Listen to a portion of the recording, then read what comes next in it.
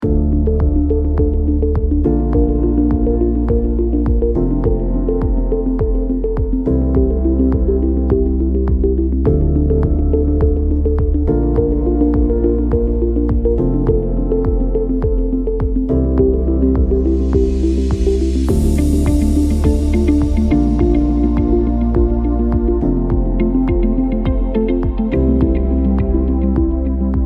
Metro Friend, perkenalkan saya Dr. Ade Afirsa Abidin, salah seorang spesialis penyakit paru di Rumah Sakit MMC. Pada kesempatan ini saya akan mencoba memperkenalkan salah satu penyakit, yaitu kanker paru.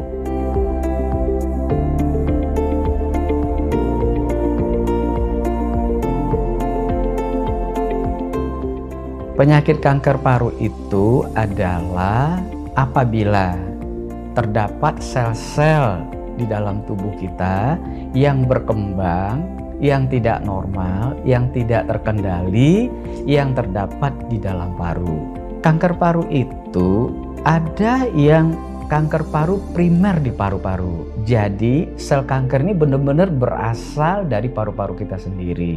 Ada juga kanker paru yang berasal dari tempat lain, dari organ tubuh kita yang ada tanda-tanda kanker, kemudian menyebar ke paru-paru.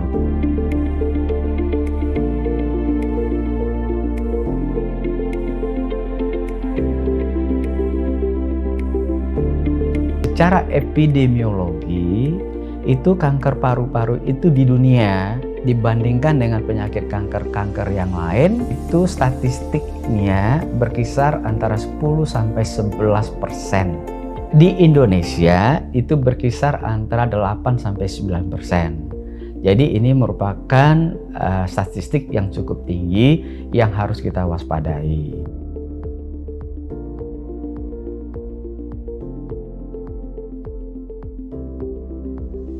Dia bisa menyebabkan batuk ya. Jadi kalau batuk pada kanker paru ini, itu batuknya hilang timbul. Batuk hilang timbul yang tidak selesai-selesai. Kita bisa menjadi sesak napas. Ya, jadi pernapasan kita jadi terganggu. Kompensasi paru-paru kita nanti frekuensi napas akan lebih dicepatkan sehingga kita akan mengeluh, penderita akan mengeluh nyeri di dadanya. Ya, nyerinya itu biasanya hilang timbul tetapi tidak pernah selesai.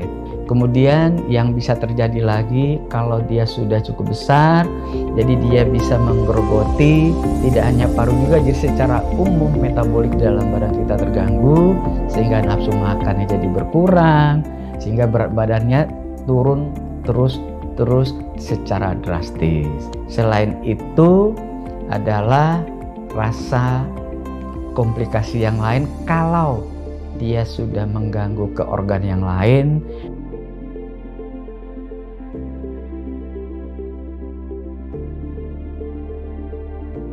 Satu risiko untuk terjadinya kanker paru ini adalah faktor merokok. Jadi perbandingannya itu ya kira-kira 2:3 pada kasus laki-laki, memang lebih daripada wanita. Tapi yang perlu saya tekankan di sini, dengan gaya hidup sekarang, dengan suasana sekarang, wanita pun lebih banyak sekarang yang ikut-ikutan merokok secara aktif, sehingga ini bisa meningkatkan kasus kanker paru pada wanita. Karena di dalam asap rokok itu, menurut penelitiannya terdapat bahan-bahan yang bersifat karsinogen. Karsinogen itu artinya yang bisa memacu atau yang merusak sel paru yang berubah menjadi sel kanker. Kemudian juga bahan-bahan lainnya seperti bahan-bahan yang berasal dari polusi, dari pabrik-pabrik, faktor genetik. Ya, apabila di keluarga kita itu yang punya bakat atau yang kita dengar ada yang menderita kanker paru, itu harus hati-hati.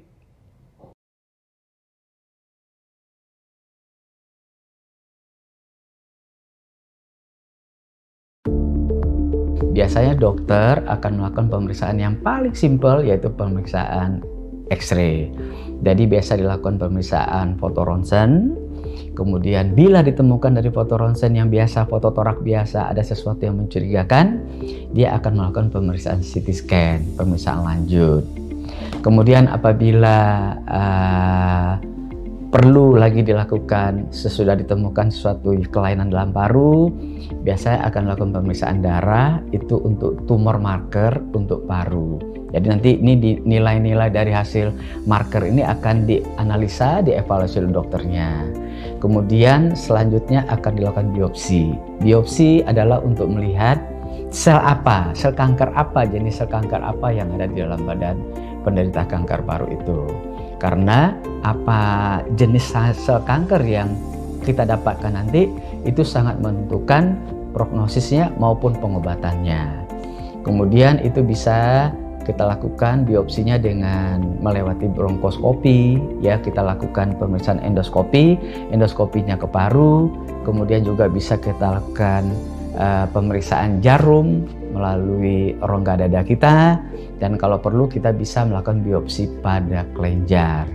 Dan kesemuanya itu nanti akan dikomprehensifkan, akan dinilai oleh dokternya apa jenis kankernya, stadium kankernya stadium mana, apa masih stadium awal atau stadium yang sudah lanjut.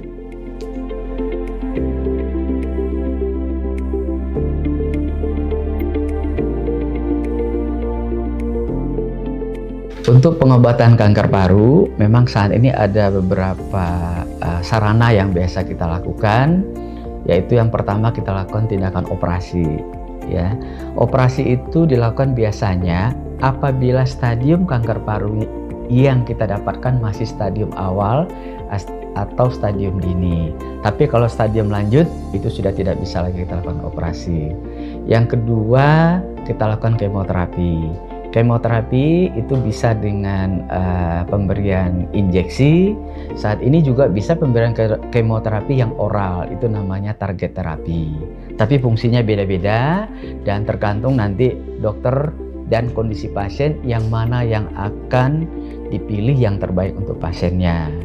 Kemudian lanjutnya kita lakukan radiasi apabila diperlukan. Kemudian sekarang juga yang sedang berkembang pengobatan kanker paru itu dilakukan dengan pengobatan imunoterapi.